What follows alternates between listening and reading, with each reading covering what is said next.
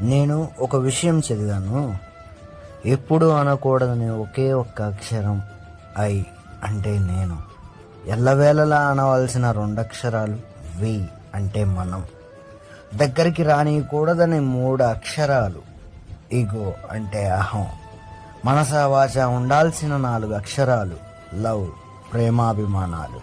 అన్ని వేళలా ఉండాల్సిన ఐదు అక్షరాలు స్మైల్ అంటే చిరునవ్వు.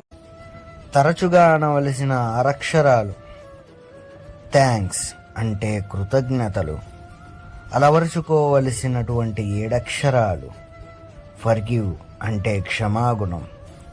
దరికి రానియకూడని 8 అక్షరాలు జలసి అంటే అసూయ.